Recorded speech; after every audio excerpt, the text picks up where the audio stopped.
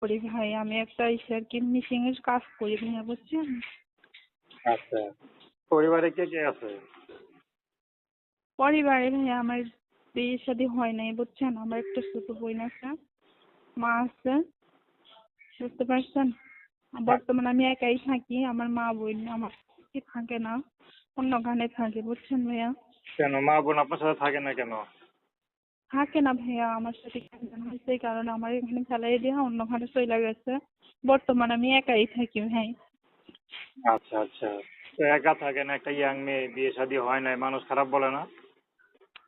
এটা তো বলেই ভাই, এখন কি করবো ভাই? এখানে নিতে প্রথম প্রতিবেদন দিলাম ভাই, যদি একটা ভালো একটা মন পাই আমি, সে দেশি হোক প্রবাসী হোক সেটা আমার দেখার বিষয় নেই, যদি একটা ভালো মন পাই আমি বিয়ে শাদী বসবো, এই জন্যই আইছি ভাইয়া। তো ফ্যামিলি ছাড়া একা থাকেন কেন বলে?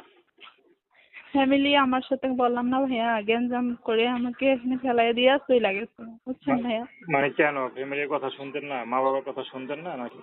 শুনতাম ভাই আর কি, মাটা ওই যে এই দান দিতে পারতাম না, কোনো কাজ করতাম না, এই কারণে ফেলাই দিয়ে এখন চলে গেছে, বুঝছেন ভাই? আচ্ছা আচ্ছা, তো এখন বিয়ে শাদী করবেন নাকি?